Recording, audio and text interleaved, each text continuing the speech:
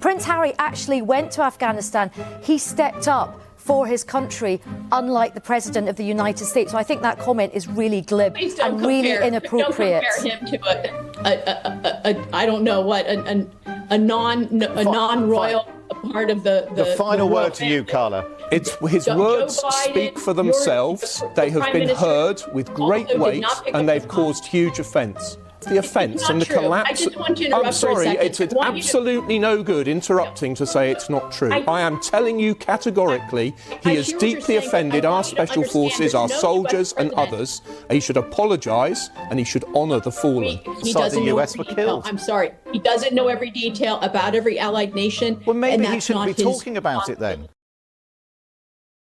Man, are you kidding me? Trump's out here running his mouth about NATO allies in Afghanistan like they were a little back from the front lines, and the UK has quite rightly gone nuclear over it. Because this isn't just a cheeky soundbite, is it? It's a slap in the face to people who actually bled and died alongside American troops. Veterans, families, entire regiments. He's basically waving away sacrifice with the casual arrogance of a bloke who's never had to earn his authority. And here's what makes it worse. It's not just the comment. It's the entire ecosystem around him. Supporters, media mates, political cowards who instantly rush to translate his nonsense into something he didn't mean. Nah, he said it. It landed. It caused offence because it was offensive. Simple. This is what MAGA politics does. It rewrites history in real time, then demands everyone else swallow it for the sake of one man's ego. Meanwhile, allies are left wondering whether the United States is a serious partner or just a chaotic reality show with nukes. So today we're getting into the UK backlash, the panel takedown, and why this disrespect matters. If you love explosive content like this and want to see more, click that subscribe button right. So let's roll the tape, because the spin attempt here is genuinely impressive in the worst way, and I mean Olympic level. You've got Carla Sands coming on, all polite smiles, doing that classic MAGA adjacent routine. He respects the troops, he respects the sacrifices. And then actually, scratch that, she immediately pivots into, well, overall, NATO didn't carry their weight. Come on, that's not a clarification, that's a rewrite. Because the point the UK panel hammers, correctly, is dead simple. Trump wasn't giving some nuanced lecture on operational caveats. He was talking about Afghanistan and said allies stayed a little back. And the host throws the numbers right at her. Thousands of NATO troops killed, including hundreds from Britain. People weren't a little back, they were getting blown apart. And when she says essentially, he's got a lot on his plate, good lord, that's your defence. If you're too busy to know who bled alongside you, maybe don't run your mouth about it on telly. What do you lot make of her excuse-making? Honest question. Well, let me bring in now Carla Sands, who is a Trump supporter and former US ambassador to Denmark in his first term. Good evening to you. Donald Trump said, just to repeat his words, Donald Trump speaking of NATO allies, including Britain, they'll say they sent some troops to Afghanistan, and they did. They stayed a little back, a little off the front lines. That's just not true, is it? Well, so President Trump is dealing with a lot of issues. They're global issues. He totally respects the troops and their sacrifices. And I will just say the UK and the Danes were shoulder to shoulder with American troops. But what he is looking at is the whole of NATO and its effectiveness and also its contributions when we were in the Afghanistan war. And I do have to say the majority of those NATO allies had caveats. Think of Germany or Italy. One was in, defense only, and one was sort of support. And there are many other countries that were not willing to go shoulder to shoulder. So he's looking at the big picture, not singling out the brave UK troops. And I've met those veterans. They are wonderful people in the UK, in Denmark. But if I could, I think he is looking at strengthening NATO. And when he talks about that, he talks about it in a way that the U.S. troops. But with respect, Carla, Carla, that isn't what he was talking about. He was talking about what happened in Afghanistan, and he said, and this is why this has caused such upset here and around the world, amongst veterans and families of those who died. In Afghanistan, 3,500 NATO troops were killed, including 457 UK military personnel. They weren't staying a little back, a little off the front lines, were they? Your UK troops, the Danish troops, a handful of others were shoulder to shoulder with us. But I'm saying that the majority of the NATO countries are not like the UK. But he was wrong. He didn't say some. He didn't single out other countries. Why can't you just say he got this wrong? His words. I would not take offense at this. It is on the whole true. But people have taken offense at this. We honor our veterans. There's no country that honors veterans more than the United States. We share how to do that with so many NATO allies. We share best practices. Many NATO countries have not taken care of their veterans. So it's not true that we don't respect veterans. He was speaking overall. NATO did not carry their weight when we were in that war. And I'm not talking about the UK. I'm not talking about the Danes. But he was. He didn't make that distinction, Carla. He didn't make that distinction. Clearly, the Prime Minister of the UK doesn't make that distinction.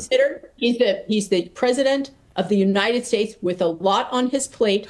He may not have said it the right way. That's not an excuse for not knowing the hundreds of people from outside the UK, from outside the US. That's not an excuse for not knowing how many, the hundreds of soldiers and troops from outside the US were killed. I'm sorry. He doesn't know every detail about every allied nation. Well, maybe he shouldn't be talking about it then. Because here's the bit that makes my head spin. She pivots to overall and thinks that's a magic eraser. Overall? Mate, overall doesn't bring a single soldier back. And speaking of erasing, let me stop right there. When a bloke who dodged service gets to casually imply allies stayed back, then his defenders act shocked. People are furious. What did you think was going to happen? And then the panel brings up Prince Harry, and suddenly Carla's all glib, inappropriate, don't compare. Oh, now we're policing comparisons? Now we care about what's appropriate? Convenient. Prince Harry reportedly went to Afghanistan. He put himself in it. Trump, by contrast, has long been criticised for avoiding Vietnam-era service. You don't get to posture as the ultimate defender of the troops while treating allied losses like footnotes. And the enabling, good lord. The right-wing machine keeps rewarding this reckless, disrespectful rhetoric because it plays well on TV and keeps the base angry. Meanwhile, alliances fray, trust collapses, and veterans, American and British, get used as props. He could just say, I was wrong, but accountability is apparently the one war they refuse to fight. Overall, it was true. I'm sorry to say, overall, the NATO allies, most of them had caveats and did not go shoulder to shoulder with us like the UK and the Danes did. Let me bring in Steve Baker. I'm sorry, because I'm afraid in politics some stuff really does matter. 14 years I've been doing it, and I have to say, with things like this where people have laid down their lives, of course, what you say about he's busy, he's got other things on his plate. But I've spoken to members of Special Forces today and others who served in Afghanistan. He has caused the gravest offence to them because they've lost friends in appalling circumstances, put their own lives on the line, seen people blown up on mines. And he has said to them that what they did didn't count. And the scale of the offence and the collapse... I just want to interrupt I'm sorry, for a second. it's absolutely no good interrupting to say it's not true. I am telling you categorically, he has deeply offended our special forces, our soldiers and others. He should apologise and he should honour the fallen. We honour them, and I will just say this. If you look at President Trump and every other U.S. president in your lifetime, you will not find one who honors our military more and wants to stop the killing in the world. He has achieved so many ceasefires, and he's looking to end this war with Ukraine and Russia. No other world leader was attempting to do this until Donald Trump was elected president of the U.S. starting in January a year ago. It's true. His words speak for themselves. They have been heard with great weight, and they've caused huge offence.